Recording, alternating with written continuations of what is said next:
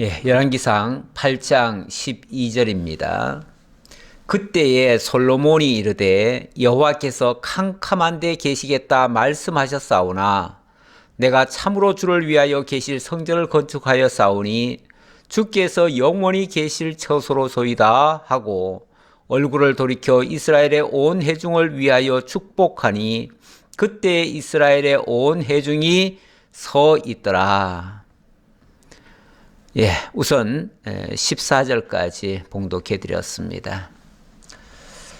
8장의 내용은 성전을 완공하고 낙성식을 하는 그런 장면이 됐지요. 그런 장면인데 솔로몬이 온 백성들을 모아놓고 그 백성들 앞에서 하나님 앞에 먼저 제사하고 그리고 백성들에게 축복하고 하나님을 함께 찬양하며 기도하는 그러한 내용이 되겠습니다. 이런 것들을 이제 차례대로 하고 있는데요. 지난주에는 일단 8장에 들어와서 먼저 하나님 앞에 제사를 드렸다. 그 얘기가 나왔지요. 그런데 양과 소로 제사를 지냈는데 5절에 보니까 그 수가 많아 기록할 수도 없고 셀 수도 없었다. 그렇게 얘기를 합니다. 엄청난 큰 국가적인 제사가 드려졌습니다. 아무래도 이거는 무슨 수 자랑하려고 하는 건 아니고요. 모든 백성들이 함께 먹을 만큼의 그런 고기를 준비하기 위해서 먼저 하나님께 드리고 그리고 그것을 백성들에게 나누어 주기 위해서 아마도 이렇게 많은 양의 제사가 드려진 것으로 이해합니다. 그러므로 이것은 그냥 태워 없애버리는 그런 짐승이 아니죠. 그런 제물이 아니죠. 일종의 화목제 같은 겁니다. 물론 그 중에 대표적으로 몇 마리는 온전히 번제로 태워드리지요. 그리고 나머지는 다 백성들에게 나눠줄 그러한 양식이 되겠습니다. 자, 그래 놓고 이제 본격적으로 솔로몬이 이제 축복을 하는 내용인데요. 축복은 백성들을 향해서 복을 베푼다 그런 의미죠. 복을 빌어준다 그런 얘기죠. 자, 이 모든 하나님의 그 은혜와 영광이 백성들에게 임하고 그로 말미암아 백성들이 하나님 안에서 복을 누리기를 간절히 바라는 그런 마음으로 축복하는 내용입니다. 자, 축복할 때 이렇게 시작합니다. 그때 솔로몬이 이르되 여호와께서 캄캄한 데 계시겠다 말씀하셨사오나 내가 참으로 주를 위하여 계실 성전을 건축하였사오니 주께서 영원히 계실 처소로소이다. 자, 하나님은 내 집 지어달라 이렇게 말씀하신 바가 없습니다. 사실은 그렇게 말씀하신 적이 없어요. 오히려 솔로몬의 입에서 이렇게 말이 나오네요. 여호와께서는 캄캄한 데 계시겠다 말씀하셨사오나 상관없다 그 말이죠. 내 처소가 들판에 있든지 광야에 있든지 천막 안에 있든지 왕궁 안에 있든지 어디 있든지 상관없다. 그렇죠. 우리 하나님은 원래는 무소부재하신 하나님이십니다. 상천하지에 아니 계신 곳이 없는 그런 하나님이십니다. 그러니까 그렇게 뭐라고 해야 될까요? 온 우주보다도 더 크신 분이신데 그 더 크신 분을 어떻게 사람이 지어놓는 그 조그마한 집안에 여기에 하나님 계시옵소서 하고 거기다가 하나님을 가둬둘 수 있겠습니까? 이거는 지극히 사람의 생각이죠. 사람의 생각. 많은 사람들이 그 예배당을 조그맣게 하나 지어놓고 이 성전을 하나님께 바칩니다. 이렇게 또 얘기를 해요. 그게 성전이래요. 아니 자기들 주먹구구식으로 지어놓은 집을 가지고 하나님의 성전이라고 말을 하면 그게 말이 성립이 됩니까? 하나님의 성전은 하나님의 식양에 의해서 지어져야 됩니다. 한치도 어긋나면 안 됩니다. 하나님이 정해준 식양 외의 것으로 바뀌면 안 됩니다. 왜냐하면 그런 게 바뀌면 의미도 달라지니까요. 하나님은 그 집 자체가 당신이 편히 쉴 곳이 있어야 되기 때문에 그 집을 지어달라고 하신 적이 없어요. 오히려 하나님은 이렇게 말씀하셨잖아요. 캄캄한 데 계시겠다. 캄캄한 데 그냥 있어도 상관없다. 그 말이죠. 나 어디 있어도 상관없어. 그렇죠. 하나님은 어느 장소에 구애받는 분이 아니시니까 어디 계신들 무슨 상관이 있어요. 하나님이 알아서 계시죠. 그러면 하나님이 어느 특정한 곳에 계시면은 그러면 다른 곳에는 안 계십니까? 그렇지 않아요. 하나님은 온 우주보다 더 크신 분이셔요. 그러니까 지금 한국에 있는 자나 미국에 있는 자나 뭐 저 아프리카 오지에 있는 자나 똑같이 하나님은 함께 계셔요. 그렇게 크신 분을 가지고 아니 집 하나 지어놓고 요 집 안에 계시옵소서 내가 잘 모셔드리겠나이다 이렇게 말하는 게 맞습니까? 원칙적으로는 하나님의 집을 우리가 지어드린다는 그 말 자체가 성립이 안 됩니다. 다만 여기에 하나님의 이름을 모시고 있다. 그거는 의미적으로 필요합니다. 하나님이 계신 곳을 기억하고 하나님의 이름을 상기하기 위해서, 잊지 않기 위해서 그런 의미에서 어떤 특정한 것을 지목을 하고 어떤 특정한 장소를 알려주고 그곳에 하나님이 여기 계신다라고 그렇게 선언하는 정도는 있을 수 있습니다. 뭐 그거는 교육상으로도 필요하고요. 그거는 왜냐하면 하나님을 잊지 않기 위해서 어떤 장소라고 하는 것도 아 저기 하나님 계시다라고 생각하도록 만들기 위해서 그렇게 하는 정도는 괜찮은데 그걸 넘어서서 마치 하나님은 여기만 계시고 다른 데는 안 계신 것처럼 생각하면 이거는 잘못됐다 그 말이죠. 사도행전 17장에 그 말씀이 있죠. 사도행전 17장에 보면 제가 한번 찾아볼게요. 사도행전 17장에 보면 24절입니다. 거기 보면 이렇게 말씀하셔요. 우주와 그 가운데 있는 만물을 지으신 하나님께서는 천지의 주제시니 손으로 지은 전에 계시지 아니하시고 또 무엇이 부족한 것처럼 사람의 손으로 섬김을 받으시는 것이 아니니 이는 만민에게 생명과 호흡과 만물을 친히 주시는 이심이라. 하나님은 이 온 우주의 삼라만상을 몽땅 다 당신이 지으시고 당신이 생명을 공급하고 다 운행하시는 그런 주체가 되시는 분이시지 그런 만물에나 어떤 인간에 의해서 지어놓은 집안에 갇혀가지고 계실 분이 아니다 그 말이죠. 예, 하나님은 천지의 대주제셔요. 그러니까 사람이 지은 전에 여기만 계시옵소서 하는 말이 안 돼요. 원칙적으로. 솔로몬도 그 얘기를 하고 있어요. 자기가 이 성전을 지었지만 그렇다고 해가지고 하나님 여기만 계시옵소서라고 말하는 게 아니에요. 예. 오히려 하나님은 천지의 대주제라는 것을 강조하셔요. 그러면서 다만 어떤 그곳에 하나님의 이름을 두고 하나님의 이름을 기념하기 위해서는 어느 한 장소가 또 필요하다. 이런 의미에서는 뭐 말이 성립이 되지요. 그러나 여기만 계시다는 것은 말이 안 된다. 자, 그래 놓고 얼굴을 돌이켜 이스라엘의 온 회중을 위하여 축복하니 이번에는 하나님을 향해서 지금 찬양하는 소리가 아니라 백성을 향해서 그래서 이제 얼굴을 이렇게 돌이켰다는 거죠. 백성을 향해서 돌이켜서 좀 전까지는 하나님께 찬양을 올렸는데 이번에는 백성에게 축복을 한다 그 말이죠. 축복을 한다.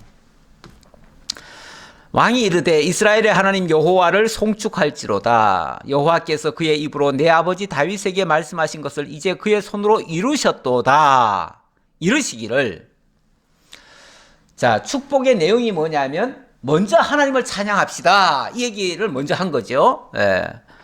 왜 여호와를 먼저 송축하자. 왜냐하면 하나님께서 내 아버지 다윗에게 말씀하신 것을 이제 그의 손으로, 당신 손으로 친히 다 이루어 주셨으니까 하나님 찬양 받으셔야 마땅합니다. 이렇게 얘기를 하는 거죠. 그러니까 이 솔로몬이 이 성전을 지었다고 말은 했지만은, 그러나 이게 제가 지은 게 아니고 그가, 다시 말하면 하나님이 당신의 손으로 이루신 것입니다 라고 얘기를 하는 거예요. 예. 정작 솔로몬도 여호와의 성전을 지었다고 말은 하지만은 내가 지은 게 아니고 하나님이 친히 지으신 것입니다. 이거는 이미 지난번 성전 그 앞에 두 기둥을 세워놓고도 그가 세우리라, 그에게 능력이 있다, 야긴과 보아스 두 기둥 이름을 그렇게 지었었죠. 그러면서 이 성전은 하나님의 능력으로 하나님이 지으신 것입니다 라고 이미 설을 했는데 여전히 여기서도 이건 하나님이 하신 겁니다. 다만 다윗에게, 일찍이 다윗이 하나님께 간청한 바가 있는데 그것을 들어가지고 다윗의 그에게 허락하신 대로 다 이루신 것입니다, 이렇게 얘기를 하는 거죠.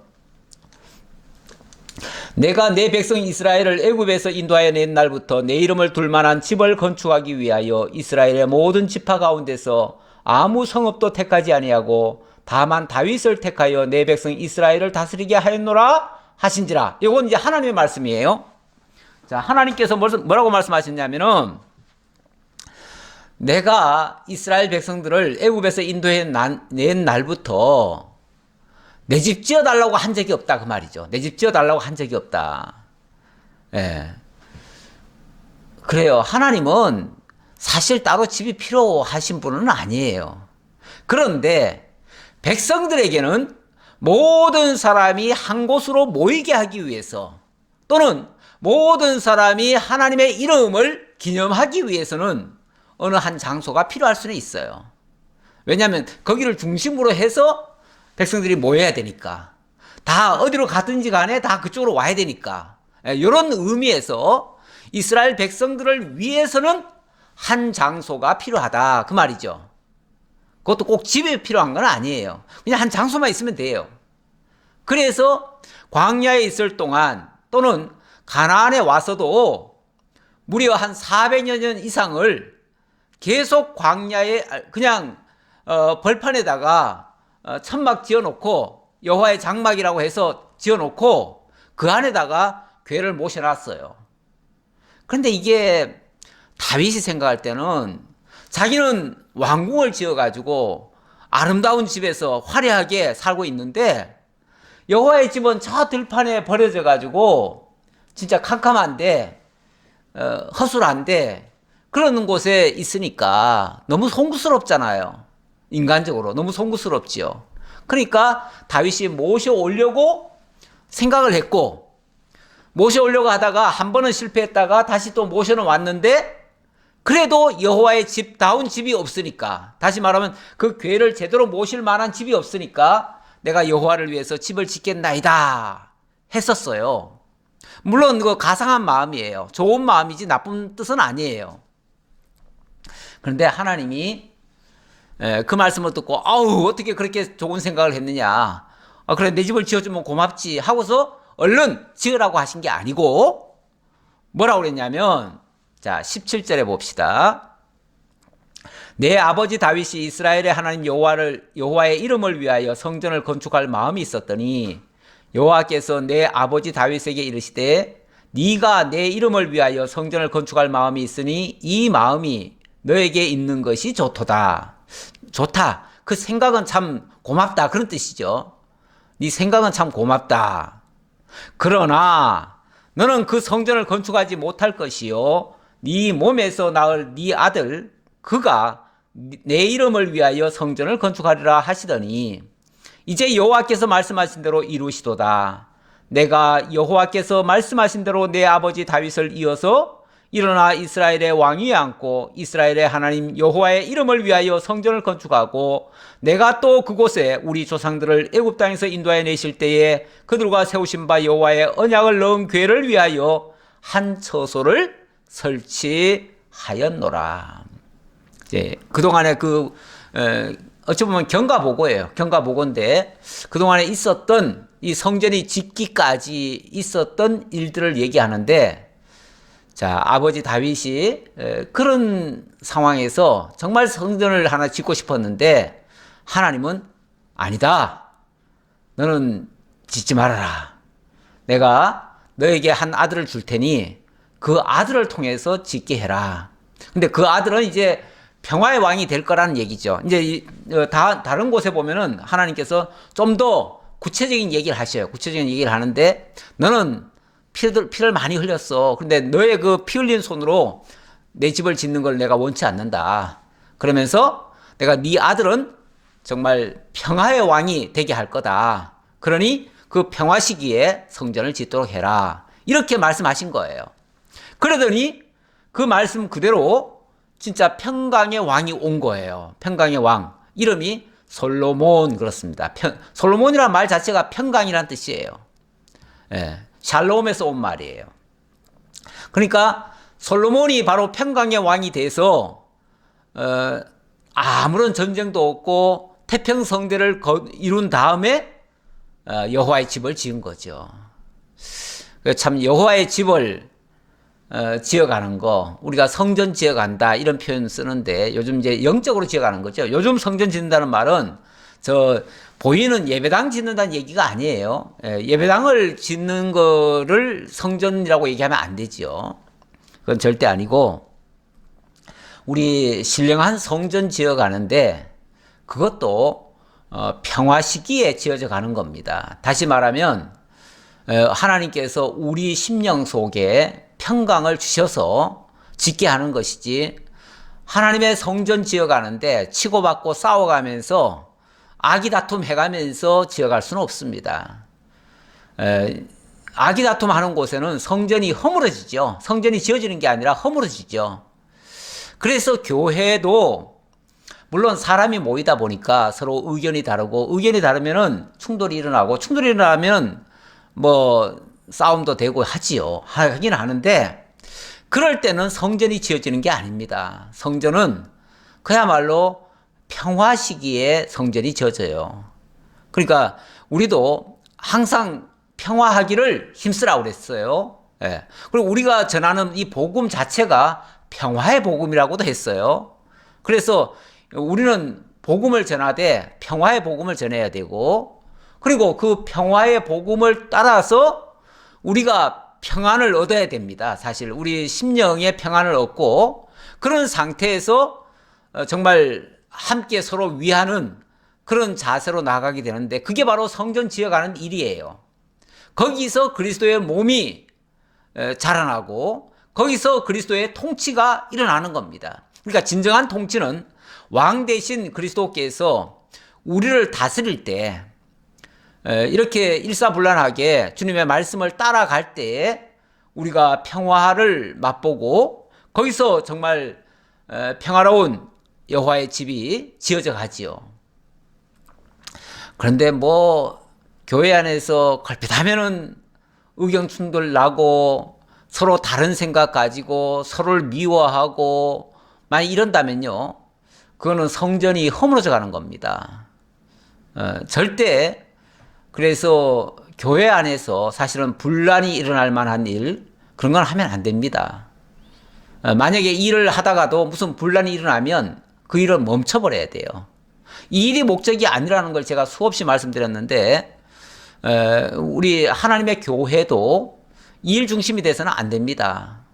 물론 저도 가끔은 일을 하는데 그 일을 목적하고 하는 건 아니에요.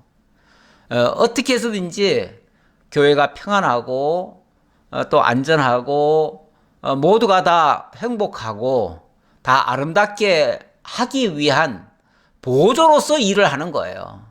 그런데 그 일하다가 마음이 불편해지는 일이 있다? 그럼 멈춰버려야죠. 하지 말아야죠. 아직 거 안 하면 어때요? 뭐 그냥 살면 되죠. 마음 편하면 되죠. 신앙생활 마음 편하게 하시면 됩니다. 그 이상은 우리가 교회에서도 바라는 바 아니고 하나님도 바라시는 바 아니고 어느 누구도 바라는 바가 아닙니다. 우리 각자 편안한 가운데서 정말 서로를 위하는 마음으로, 그리고 주님의 인도를 따르는 마음으로, 주님의 인도를 따른다면 모두가 다 일사불란해질 거예요. 우리 에베소서 그렇게 말하죠. 4장에서 아는 것과 믿는 것이 하나 되어지면 굉장히 그게 바람직한 일이죠. 사실 목사와 교사를 세우셨다고 했는데 세우신 목적이 우리를 온전케 하기 위해서다. 그 온전케 하는 것이 어떤 것인가? 바로 아는 것과 믿는 것이 하나 되게 해서 함께 가는 거다 그 말이죠. 함께 하면은 같은 길을 같은 방향으로 같은 목적을 가지고 한 뜻으로 하게 되면 다 서로가 서로를 위하는 거죠. 예, 어제 양평 우리 수양관 다녀왔습니다. 어제 이제 그동안 일했던 거 마무리하고 1차적인 매듭을 짓고 그리고 개관식을 했습니다. 어찌 보면 조금 너무 일찍 하지 않았을까? 왜냐하면 그 하는 직전까지도 전날까지도 사실은 뭐 좀 덜 된 게 몇 가지가 있었어요. 네, 다 된 건 아니에요. 지금도 앞으로도 아마 해야 될 게 많을 거예요. 하지만 일단은 마무리를 지어야 되지 않겠느냐, 매듭을 한번 지어야 되지 않겠느냐 해서 부랴부랴 했는데 어쨌든 뭐 모든 게 따라주지는 않았어요. 예를 들어서 물질도 필요한 만큼 다 채워지지는 않았고요. 또 뭐 모든 그 조건이 다 좋은 것만은 아니었어요. 하지만 거기에 참여한 모든 목사님들이나 모든 그 학생들이나 모두가 정말 하나 같은 마음으로 같이 원하는 마음으로 그렇게 일치가 됐다는 거, 저는 그건 대단히 귀한 일이라고 보여집니다. 우리가 교회 일을 한다든지 뭘 할 때는요, 물론 일이라고 하는 게 아예 없는 것도 좋은 건 아닙니다. 아예 없으면요, 우리가 하나님의 일에 참여할 기회를 얻지 못하니까 하나님 영광도 볼 게 없어요. 아무것도 볼 게 없는데 어쨌든 선한 마음을 가지고 선한 일을 위해서 함께 일을 하다 보면 거기서 하나님의 놀라운 능력의 영광을 맛보게 되어집니다. 그걸 같이 공유할 수 있다는 것도 얼마나 좋은 소득입니까? 그런 의미에서 이 일을 전혀 할 필요 없다가 아니라 우리가 뜻이 맞고 이해가 맞고 모든 것이 서로 좋다고 생각하면 할 수만 있으면 하는 것도 괜찮지요. 이 일을 목적할 필요는 없지만 그렇다고 이 일을 피해서도 안 되는 거죠.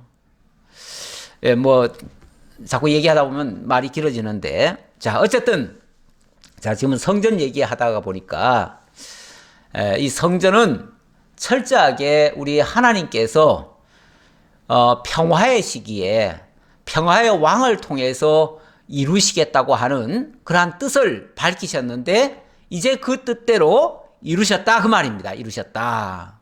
그가 이루셨다라는 얘기를 했고요. 자, 이렇게 성전이 완성됐으니까 이제 거기에 무엇을 뒀습니까? 거기에 21절에 이렇게 얘기하네요. 20절 끝에 보니까 이렇게 얘기합니다. 이스라엘의 하나님 여호와의 이름을 위하여 성전을 건축하고 내가 또 그곳에 우리 조상들을 애굽 땅에서 인도하내실 때 그들과 세우신 바 여호와의 언약을 넣은 궤를 위하여 한 처소를 설치하였노라. 자, 이 성전을 짓는데 성전 안에 핵심은 여호와의 말씀인 그 법궤가 들어있는 겁니다. 그리고 또 핵심은 여호와의 이름입니다. 하나님의 말씀, 하나님의 이름, 이게 성전의 전부라고 해도 과언이 아니에요.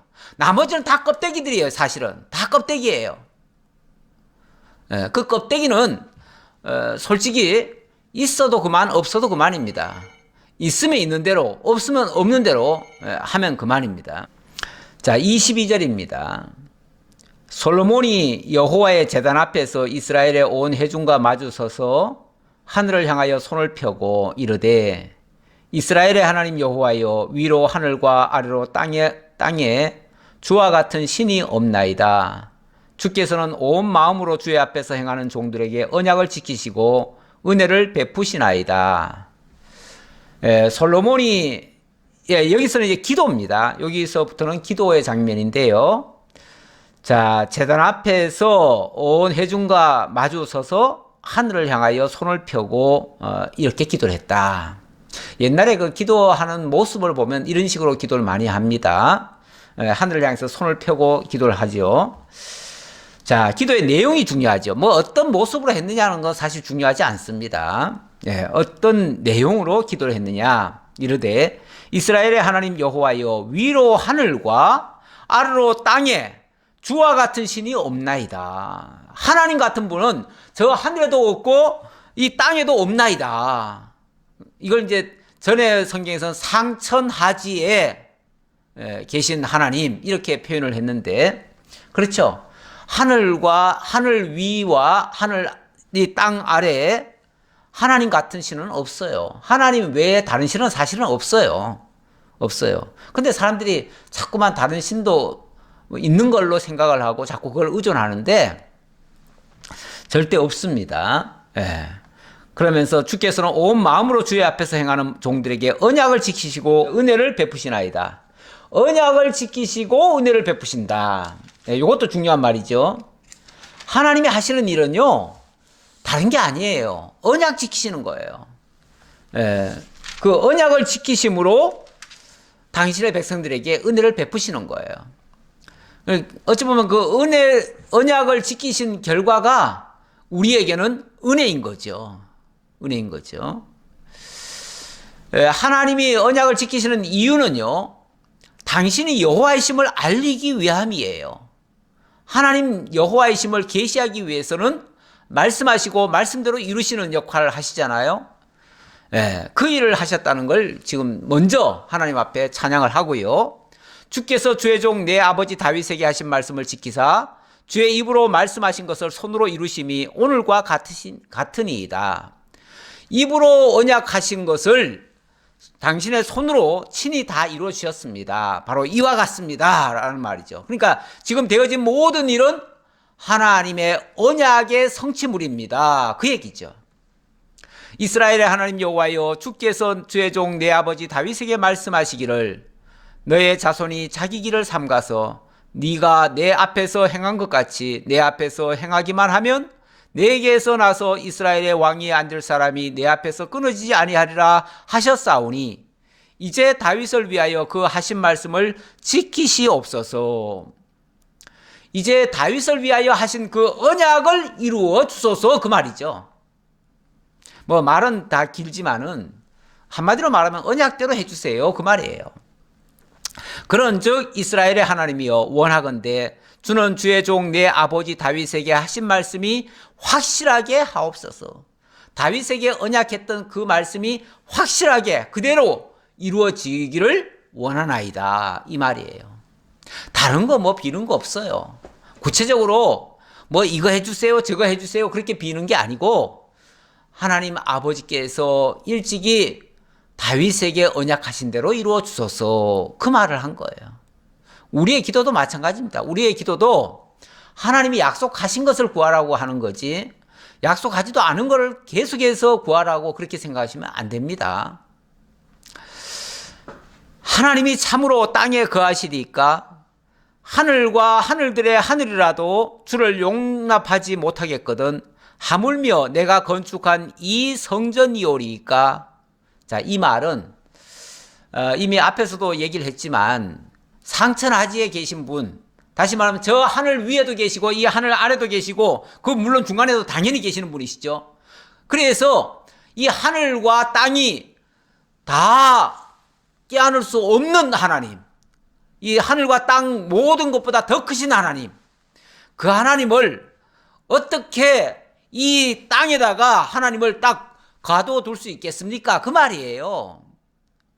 그 말이 하나님이 참으로 땅에 거하시니까 하늘과 하늘들의 하늘이라도 주를 다 용납하지 못하겠거든, 다 포용하지 못하겠거든 하물며 내가 건축한 이 성전, 어찌 보면 솔로몬 성전 뭐 대단히 크다라고 얘기하지만 대단히 커봤자 얼마나 큽니까?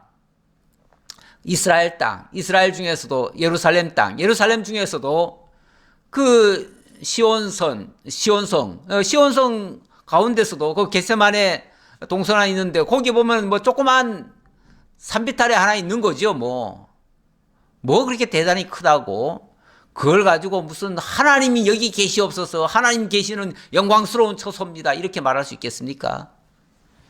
그냥 다만 여기는 하나님의 이름을 두었을 뿐입니다. 이 정도 얘기하는 거죠.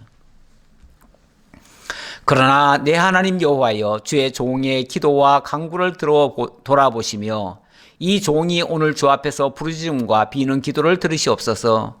주께서 전에 말씀하시기를 내 이름이 거기 있으리라 하신 곳 이 성전을 향하여 주의 눈이 주야로 보시오며 주의 종이 이곳을 향하여 비는 기도를 들으시옵소서. 예, 여기에 하나님의 이름을 두었으니 그 하나님의 이름을 향해서 간구하거든 하나님 들어주옵소서, 그 말이죠.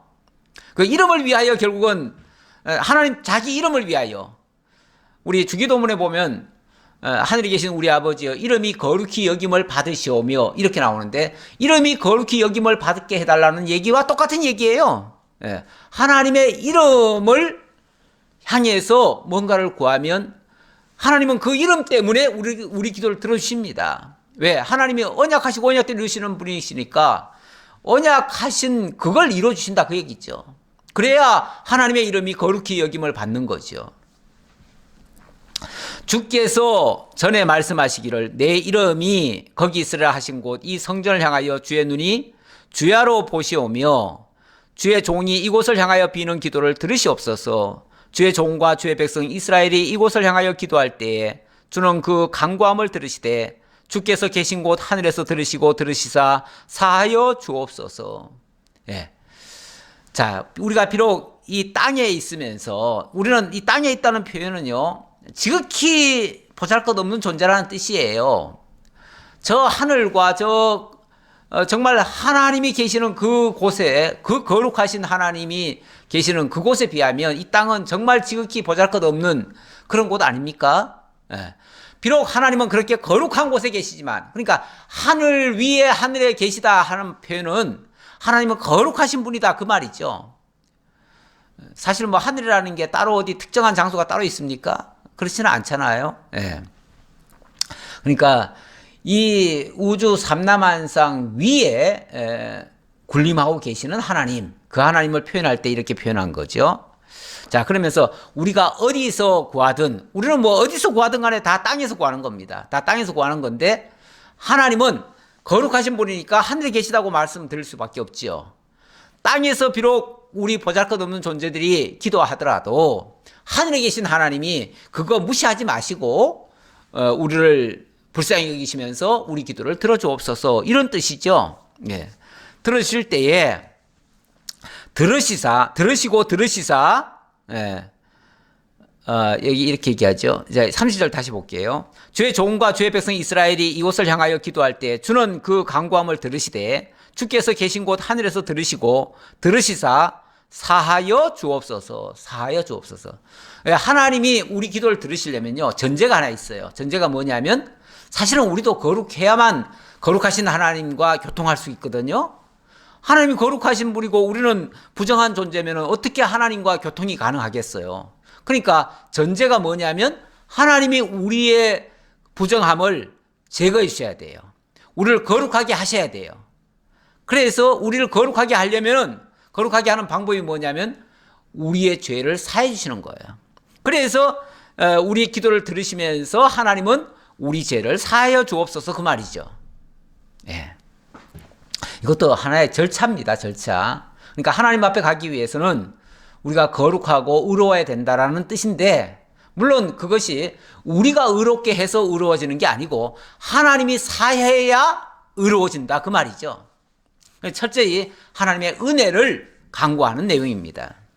자, 31절입니다. 만일 어떤 사람이 그 이웃에게 범죄함으로 맹세시킴을 받고 그가 와서 이 성전에 있는 주의 제단 앞에서 맹세하거든 주는 하늘에서 들으시고 행하시되 주의 종들을 심판하사 악한 자의 죄를 정하여 그 행위대로 그 머리에 돌리시고 의로운 자를 의롭다 하사 그의 의로운 바대로 갚으시옵소서.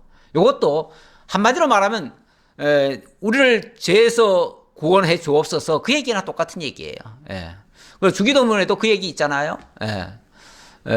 우리가 우리 형제에게서 지은 죄를 사하여 준 것 같이 우리 죄를 사하여 주옵시고 뭐 이런 얘기 하고 다만 악에서 구하옵소서 이런 기도나 똑같은 얘기예요.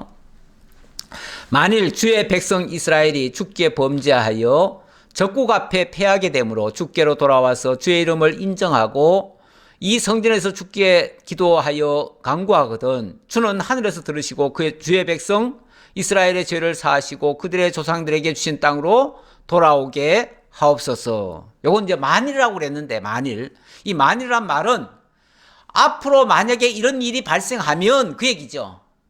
근데 어떻게 솔로몬이 앞으로 미래에 혹시 이런 일이 일어나거든 이런 기도를 할 수 있을까요? 이거는 미래를 내다보기 때문에 사실은 이런 기도를 할 수가 있는 겁니다. 앞으로 이런 일이 있을 수 있다는 거예요. 앞으로 어떤 일요? 이스라엘이 주께 범죄하여 적국 앞에 패하게 함으로 결국은 적국에 끌려가가지고 남의 종이 될 수 있다 그 말이에요. 이렇게 될 수 있다. 그런데 설령 그렇게 되더라도 정말 주님 앞에 회개하고 주님 계신 곳 이곳을 기억하고 주의 이름을 생각하면서 간구하거들랑 그 말씀대로 이루어 주소서 그 말이죠. 예. 그러니까 인간은 실수하면요 정말 그 죄악의 나락으로 떨어질 수 있습니다. 하지만 하나님의 언약은 변함없거든요. 변함없으니까 그 언약을 기억하고 그 이름을 부르고 그리고 그곳을 향하여 정말 기도하면 하나님은 있는 곳에서 들어달라 그 말이죠. 어떤 경우라도 언약대로 이루어 주소서 그 말이에요. 한마디로. 자, 35절입니다. 만일 그들이 주께 범죄함으로 말미암아 하늘이 닫히고 비가 없어서 주께 벌을 받을 때에 이곳을 향하여 기도하며 주의 이름을 찬양하고 그들의 죄에서 떠나거든 주는 하늘에서 들으사 주의 종들과 주의 백성 이스라엘의 죄를 사하시고 그들이 마땅히 행할 선할 길을 가르쳐 주시오며 주의 백성에게 기업으로 주신 주의 땅에 비를 내리시옵소서. 요거는 죄악을 저지른 상태에서 하나님의 징계 아래 들어갔을 때 우리 하나님의 징계가 여러 가지가 있을 수 있죠. 그중에 아까는 예를 들어서 뭐 적국에 패하게 했을 수도 있고요. 이번에는 어떤 소위 말해서 이런 지구상에 벌어지고 있는 여러 가지 재해들, 그 재해가 일어나는 일들, 이것도 하나님의 징계로 있을 수도 있습니다. 그런 경우 그걸 깨닫고 회개하고 하나님 앞에 나아오거들랑 하나님 용서해 주옵소서 그 말이죠. 그래요. 뭐 죄는 누구든지 다 지을 수 있고요. 문제는 그 죄를 깨닫고 하나님께로 돌아오느냐가 중요한데 하나님이 사해 주시면 깨닫고 돌아올 수 있지요. 그러니까 그렇게 해달라 그 소리예요. 우리가 하거들랑 해달라 이런 뜻이 아니라 하나님이 사해 주심으로써 이렇게 될 수 있도록 해주세요 그 말이죠. 만일 이 땅에 기근이나 전염병이 있거나 곡식이 시들거나 깐부기가 나거나 메뚜기나 황충이 나거나 적국이 와서 성읍을 에워싸거나 무슨 재앙이나 무슨 질병이 있든지 막론하고 한 사람이나 혹 주의 온 백성 이스라엘이 다 각각 자기의 마음에 재앙을 깨닫고 이 성전을 향하여 손을 펴고 무슨 기도나 무슨 간구를 하거든 주는 계신 곳 하늘에서 들으시고 사하시며 각 사람의 마음을 아시오니 그들의 모든 행위대로 행하여 갚으시옵소서. 주만 홀로 사람의 마음을 다 아심이니이다. 다 아시니이다. 이런 상황에 처하게 될 때 주님은 각 사람의 마음을 다 아시지 않습니까? 솔직히 백성들은 어찌할 바를 모릅니다. 몰라요. 모르는데 하나님은 마음을 아시잖아요. 각 사람의 마음을 아시니까 각 사람의 마음을 돌이켜서 하나님 앞에 회개할 수 있도록 해주세요 그 말이에요. 그리하시면 그들이 주께서 우리 조상들에게 주신 땅에서 사는 동안에 항상 주를 경외하리이다. 하나님이 그렇게 마음을 깨닫게 해주시고 회개하게 하시면은 그 깨달은 백성들이 하나님을 영원토록 찬양하게 될 것 아닙니까? 그 말이죠. 그러니까 하나님의 이름을 위하여 우리 죄를 사하여 주옵소서 그 말과 똑같은 얘기예요. 41절입니다. 또 주의 백성 이스라엘에 속하지 아니한 자, 곧 주의 이름을 위하여 먼 지방에서 온 이방인이라도 그들이 주의 크신 이름과 주의 능한 손과 주의 펴신 팔의 소문을 듣고 와서 이 성전을 향하여 기도하거든 주는 계신 곳 하늘에서 들으시고 이방인이 주께 부르짖는 대로 이루사 땅의 만민이 주의 이름을 알고 주의 백성 이스라엘처럼 경외하게 하시오며 또 내가 건축한 이 성전을 주의 이름으로 일컫는 줄을 알게 하옵소서. 예. 이번에도 이제 좀 더 다른 케이스인데, 이번에는 저 이방인들 가운데서 만약에 하나님의 말씀을 듣고 하나님께로 돌아와 가지고 주의 이름을 부르짖고 주님을 향해서 간구하거든 이방인이라도 똑같이 구원해 달라 그 뜻이에요. 이 말씀을 통해서 이 솔로몬은 장차 하나님께서 이방인들까지 구원하실 것을 내다본 거예요. 어떤 면에서 내다보면서 이렇게 기도한 거죠. 근데 나중에 실제 이 기도대로 이방인들이 하나님께로 돌아와서 구원함을 받잖아요. 그러니까 나중에 이방인들이 구원받는 것은 이러한 기도로 예언된 것이 이루어진 거예요. 자, 44절입니다. 주의 백성이 그들의 적국과 더불어 싸우고자 하여 주께서 보내신 길로 나아갈 때에 그들이 주께서 행하신 성읍과 내가 주의 이름을 위하여 건축한 성전이 있는 쪽을 향하여 여호와께 기도하거든 주는 하늘에서 그들의 기도와 간구를 들으시고 그들의 일을 돌아보옵소서. 자, 이번에는 혹시라도 전쟁이 일어났을 때, 물론 뭐 전쟁도 저절로 일어나는 건 아닙니다. 그만큼 죄악이 관영했을 때 하나님이 심판의 한 도구로서 전쟁을 사용하시기도 하는데, 혹시 그런 일이 발생했을 때 사람들이 전쟁이 일어나기까지는요 잘 깨닫지 못합니다. 그러나 전쟁이 막상 일어나고 엄청난 피해가 일어나고 그러면요 그때는 아차차 하면서 그때라도 회개하고 돌이키는 자들이 있을 수 있어요. 그렇게 해서라도 만약에 돌이킨다면 사실 그것도 늦지 않습니다.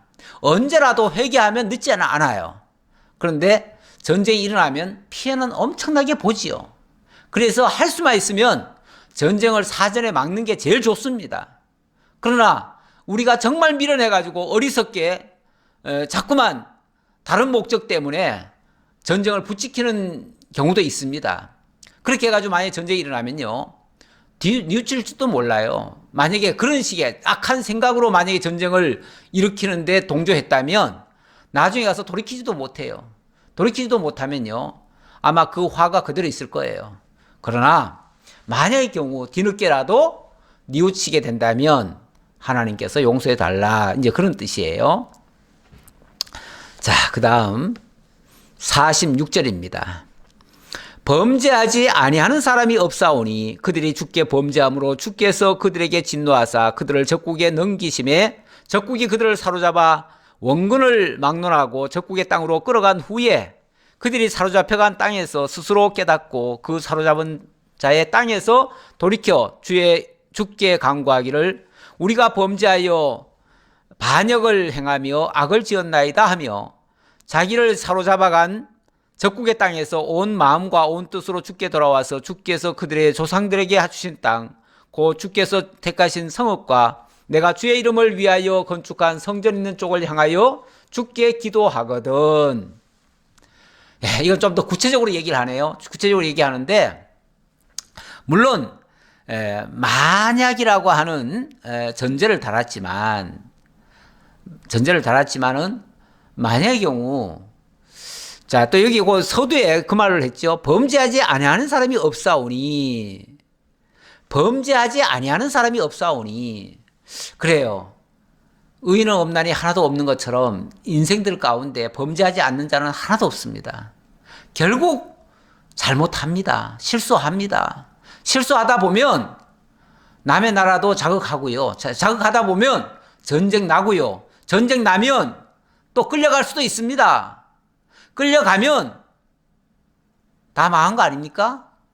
그렇게 해서 다 망했다 할지라도 만약에 거기서라도 하나님을 향해서 우리가 이렇게 잘못했구나 라고 만약에 뉘우침이 있다면 그때는 하나님이 좀 들어주세요 그 말이죠. 들어주세요. 네, 당연히 들어주시죠. 당연히 들어주시는데 49절 주는 계신 곳 하늘에서 그들의 기도와 간구를 들으시고 그들의 일을 돌아보시며 주께 범죄한 백성을 용서하시며 주께 범한 그 모든 허물을 사하시고 그들을 사로잡아간 자 앞에서 그들로 불쌍히 여김을 얻게 하사 그 사람들로 그들을 불쌍히 여기게 하옵소서. 이렇게 해서 적국에서라도 정말 긍휼히 여김을 잊게 해달라 그 말이죠. 그래서 설령 적국에 끌려가더라도 하나님의 보호하심이 있고 또 그들이 회개하고 돌아올 수 있는 길을 열어달라 그 말이죠. 다시 말하면 망하더라도 아주 망하게는 하지 않게 해달라 그 말이죠. 우리 하나님, 그래서 이사야 성경은 그렇게 얘기하죠. 때리시고 싸매시며 또 꺼져가는 등불 마저 끄지 아니하시고 이런 식으로 표현을 하시는데, 설령 뭐 밑둥이 잘렸더라도 그루터기가 남아서라도 다시 회복될 수 있도록 이렇게 하시는 하나님이십니다. 이렇게 해주실 것을 하나님 앞에 간구하는 장면입니다. 자, 51절입니다. 그들은 주께서 철 풀무같이 애굽에서 인도하여 내신 주의 백성 주의 소유가 됨이니이다. 원하건대 주는 주의 눈을 들어 종의 간구함과 주의 백성 이스라엘의 간구함을 보시고 주께 부르짖는 대로 들으시옵소서. 예, 하나님 일찍이 이스라엘 백성들을 어떻게 인도해 오셨습니까? 철 풀무불 속에다가 집어넣어 가지고 풀무불 그 용광로 같은 데다가 쇠를 녹이듯이 그렇게 녹여 가지고 하나님이 지금까지 시험해 오시면서 하지 않았습니까? 그 말이죠. 예, 그렇게 해서 하나님이 구원해 놓은 백성이니까 어떤 시련과 어떤 역경 속에서도 능히 이겨낼 줄을 믿습니다. 뭐 이런 차원에서 기도하는 것 같아요. 예. 주 여호와여, 주께서 우리 조상을 애굽에서 인도하여 내실 때에 주의 종 모세를 통하여 말씀하신 같이 주께서 세상 만민 가운데에서 그들을 구별하여 주의 기업으로 삼으셨나이다. 예, 우리 하나님 결국 우리를 하나님의 백성 삼지 않았습니까? 그러니 하나님의 백성이니까 어찌됐든 간에 하나님 보호해 주옵소서 그 말이죠. 보호해 주옵소서. 자, 그리고 54절입니다. 이제 어찌 보면 이제 마무리 기도라고 할까요? 예. 솔로몬이 무릎을 꿇고 손을 펴서 하늘을 향하여 이 기도와 간구로 여호와께 아뢰기를 마치고 여호와의 제단에서 앞에서 일어나 서서 큰 소리로 이스라엘의 온 회중을 위하여 축복하여 이르되, 예, 또 축복하네요. 앞에서 축복했던 거는 제사 드리고 난 다음에 축복했던 장면이고요. 이거는 이제 기도한 다음에 축복하는 내용이에요. 그러니까 조금 성격이 다르고, 그리고 이게 하루에 된 일이 아닙니다, 사실은. 나중에 보니까 이게 상당한 뭐 일주일 또는 2주일 이런 식으로 오랜 동안 이런 행사를 하는 겁니다. 그 행사 중에 일어나는 일들이에요. 그 중에 기도하는 내용들이에요. 이런 기도를 한꺼번에 이렇게 다 기도했다가 아니라 사실은 오늘은 이렇게 기도했고 또 내일은 또 이렇게 기도하고 또 이렇게 했을 수도 있어요. 그렇게 하면서 또 백성들한테 또 축복하고 이렇게 했다는 거죠. 사실 이런 게 굉장히 필요합니다. 백성들도요, 뭐 종교 예를 들면은 옛날에 왜 종교 행사가 하면은 뭐 왕들이 나가가지고 왕들이 대신들과 더불어 대표로 행사하고 맙니다. 그런데 그게 아니고 모든 백성들이 보는 앞에서 해야 백성들에게도 교육이 되어집니다. 그리고 백성들한테도 왕도 이렇게 하나님 앞에 순종하는 자다라는 걸 보여줘야 백성들도 신뢰를 하고 의지를 하게 되어집니다. 네. 자, 그러면서 축복하는데 축복의 내용 봅시다. 56절 여호와를 송축할지로다. 그가 말씀하신 대로 그의 백성 이스라엘에게 태평을 주셨으니 그 종 모세를 통하여 말씀하신 그 모든 좋은 약속이 하나도 이루어지지 아니함이 없도다. 자, 먼저는 하나님 찬양하는 내용이죠. 백성들을 축복하면서 하나님 이렇게 해주신 분이십니다. 하나님 이런 분입니다. 라고 소개하는 장면이죠. 쉽게 말하면은. 근데 우리 하나님 어떤 분이라고요? 일찍이 모세에게 언약하신 그대로 그 좋은 약속을 다 이루어주신 분이십니다. 하나도 이루어지지 아니함이 없습니다. 이렇게 얘기를 합니다. 그렇죠. 그래서 우리 하나님은 바로 여호와입니다. 이 얘기를 하는 거예요. 우리 하나님 여호와께서 우리 조상들과 함께 계시던 것 같이 우리와 함께 계시었고 우리를 떠나지 마시오며 버리지 마시옵고 우리의 마음을 주께로 향하여 그의 모든 길로 행하게 하시오며 우리 조상들에게 명령하신 계명과 법도와 율례를 지키게 하시기를 원하오며 여호와 앞에서 내가 간구한 이 말씀이 주야로 우리 하나님 여호와께 가까이 있게 하시옵고 또 주의 종의 일과 주의 백성 이스라엘의 일을 날마다 필요한 대로 돌아보사 이에 세상 만민에게 여호와께서 하나님이시고 그 외에는 없는 줄을 알게 하시기를 원하노라. 자, 하나님이 이렇게 해주신 것, 이걸 통해서 우리에게는 율례와 규례와 법도로 우리에게 주어지고 우리가 지킴으로써 온 천하에 하나님 같은 신분이 없음을 선포하게 하옵소서, 그 말이죠. 그런즉 너희의 마음을 우리 하나님 여호와께 온전히 바쳐 완전하게 하여 오늘과 같이 그의 법도를 행하며 그의 계명을 지킬지어다. 예, 지킬지어다 했지만 이건 단순한 명령이 아니라 그러신 하나님을 알면은 지키게 되어져 있는 거죠.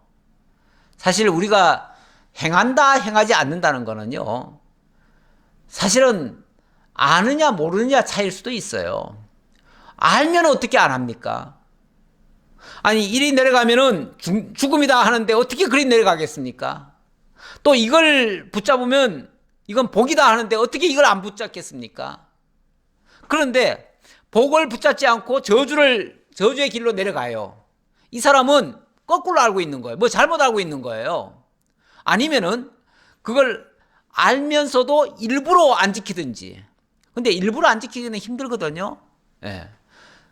원래 알면서 행하지 않기가 더 힘든 겁니다. 아는 대로 행하기가 제일 쉬운 겁니다. 우리 하고 싶은 대로 하는 게 제일 쉽잖아요. 그 하고 싶다는 것이 아는 지식에 의한 거면 그거 하는 게 뭐가 어렵습니까? 제대로 알고만 있으면요, 그거 하는 거는 어려운 게 아니에요. 그런데 내 욕심과 상반되는 것을 내 욕심대로만 알든지 아니면은 하나님이 원하는 바가 아닌 것을 내가 만약에 하기를 원하면은 그거는 힘들어요. 그거 이루려고 하면은 하나님 뜻을 거슬려야 되니까 그거는 힘들지요. 힘들고 안 되지요. 힘들고 안 되는데 하나님의 뜻을 알고 따라서 행하면은 쉽고 편합니다, 사실은. 그래서 뭐 하라 하지 말라 명령식으로 할 필요가 없어요. 하나님이 이런 분이시다라는 것만 제대로 알려주면 그거 믿는 사람은 따를 것이고 믿지 않는 사람은 에이 그게 무슨 진실이야, 난 그렇게 안 믿겠어 하는 사람은 안 따라오겠죠, 당연히. 그러니까 거스리는 사람은 말씀 안 듣는 사람일 수도 있고요, 안 믿는 사람일 수도 있어요. 안 믿거나 알지 못하거나 이런 사람들은 안 따라옵니다. 그리고 혹시 따라오고 싶어도 힘들어서 못 따라와요. 힘들어서. 자기는 그렇게 안 알고 있으니까요. 안 알고 있는 걸 하려니까 너무 억지잖아요. 너무 억지. 그러니까 못 하는 거예요. 자, 62절입니다. 이에 왕과 및 왕과 함께한 이스라엘이 다 여호와 앞에 희생 제물을 드리니라. 이제 마무리하는 겁니다. 마무리 이제 봉헌식 하는데 솔로몬이 하목제에 희생 제물을 드렸으니 곧 여호와께 드린 소가 2만 2천 마리요 양이 12만 마리라. 이와 같이 왕과 모든 이스라엘 자손이 여호와의 성전에 봉헌식을 행하였는데, 봉헌식, 제가 지난번 낙성식이라고 표현을 했는데 지금 봉헌이라고 표현되어 있네요. 예. 뭐 같은 말이죠. 같은 말인데 봉헌이라고 하면 하나님께 바친다 이런 의미인데 어쨌든 뭐 같은 의미로 이해하시고요. 자, 이제 낙성식, 이제 봉헌식이라고 돼 있으니까 봉헌식이라고 얘기하죠. 봉헌식 제사를 드리는데 그 제물의 수, 아까 처음에 쉽게 말하면 첫날에 제사 드릴 때는 그게 몇 마리인지 헤아릴 수가 없었다 이렇게 얘기를 했어요. 헤아릴 수가 없다. 그런데 여기서는 그 수를 얘기를 하네요. 이번에는 아마 그 숫자를 헤아렸던가 봐요. 헤아렸는데 소가 2만 2천 마리고 양이 12만 마리래요. 그러면 12만 마리에다가 2만 2천이니까 14만 2천 마리네요. 예, 어마어마하죠. 어마어마합니다. 물론 이것을 이제 일종의 화목제로 드리는 거죠. 예, 그래서 63절에 화목제의 희생제물 이렇게 얘기하죠. 이 화목제라고 하는 거는 그 고기를 백성들이 먹는 겁니다. 함께 먹는 거예요. 화목이란 말은 서로 화목하는 거니까 물론 당연히 하나님께도 제사 드리고 왕도 먹고 제사장도 먹고 백성들도 먹고 다 같이 먹는 거예요. 그래서 함께 먹으면서 함께 잔치하고 함께 기뻐하는 거죠. 그날에 왕이 여호와의 성전 앞들 가운데를 거룩히 구별하고 거기서 제단 번제와 소제와 감사 제물의 기름을 드렸으니 이는 여호와의 놋제단이 작음으로 번제물과 소제물과 화목제의 기름을 다 용납할 수 없습니다. 근데 성전 어마어마하게 크게 지었다고 했지요. 하지만 제물이 지금 더 많잖아요. 너무 많잖아요. 그러니까 이 제물에서 나오는 그 기름이나 이런 것들을 그 번제단이 다 소화할 수가 없었어요. 네. 그래서 아마 그 앞들 가운데를 거룩히 구별하고 거기서도 드렸다 그 말이에요. 아예 그러니까 번제단에서만 제사를 드린 게 아니라 아예 그냥 그 뜰에서 했다 그 말이죠. 뜰에서. 그렇죠. 뭐 숫자가 많고 그러면은 어쩔 수 없이 마당에서도 해야지 어떻게 합니까? 그때에 솔로몬이 7일과 7일 도합 14일간을 우리 하나님 여호와 앞에서 절기로 지켰는데 하맛 어귀에서부터 애굽 강까지의 온 이스라엘의 큰 회중이 모여 그와 함께 하였더니 8째 날에 솔로몬이 백성을 돌려보내매 백성이 왕을 위하여 축복하고 자기 장막으로 돌아가는데 여호와께서 그의 종 다윗과 그의 백성 이스라엘에게 베푸신 모든 은혜로 말미암아 기뻐하며 마음에 즐거워하였더라. 이렇게 해서 성전 봉헌식을 다 마무리했습니다. 마무리하는데 엄청 성대했고요. 엄청 중요한 핵심적인 이야기들이 다 나왔습니다.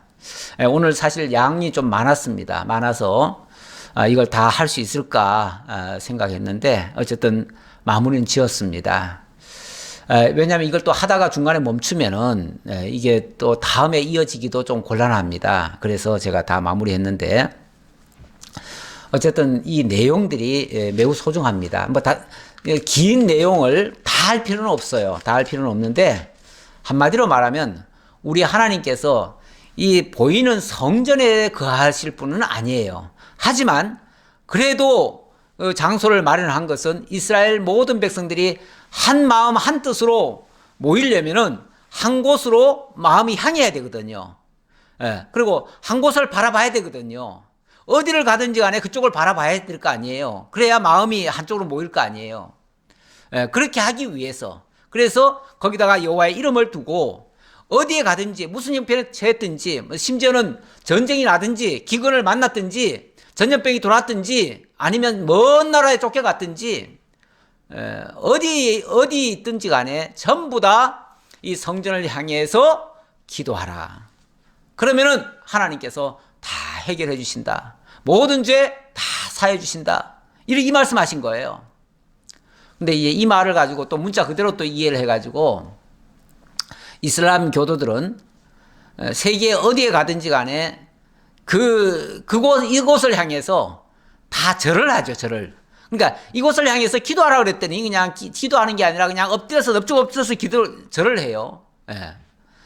그렇게 하는 것은 이거는 또 우상숭배하는 거나 똑같습니다. 그 어떤 그 집 자체가 우상이 되면 안 됩니다.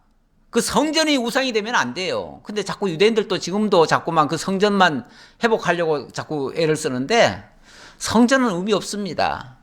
그 성전에 담겨져 있는 하나님의 이름, 하나님의 말씀, 그 언약을 이루시는 그 여호와, 그분을 깨달아 알고 그분을 향해서 우리가 마음을 하나로 모으는 것이 매우 소중합니다. 이러한 진리를 간직하고 이 시대도 능히 모든 문제에서 해결책이 우리 하나님의 이름에 있다는 것을 기억하시고 하나님을 향해서 기도하시고 하나님을 통해서 제사함 받으시고 그리고 우리의 삶이 주 안에서 형통되어지기를 진심으로 간구합니다. 아버지 하나님 감사합니다. 오늘도 주님께서 저희에게 솔로몬의 기도 내용 또 감사하고 찬양하는 내용들 살펴보았습니다. 솔로몬이 우리를 위하여 정말 평화의 왕으로서 이 모든 간구를 해 주었듯이 우리 주 예수 그리스도께서 진정한 영원한 평화의 왕으로서 우리를 대속해 주시고 우리를 대신해서 제사 드려 주시고 우리를 속죄해 주시고 우리를 영원한 처소에서 함께 여호와의 집을 지어가도록 이렇게 역사해 주셨음을 참으로 감사드립니다. 이제 우리는 신령한 집으로 함께 세워져 갑니다. 이 집 아름답게 세워가는 일에 우리의 마음과 뜻과 정성들이 다 하나로 일치될 수 있도록 역사해 주옵소서. 감사드렸고 예수님 이름으로 기도하옵나이다. 아멘.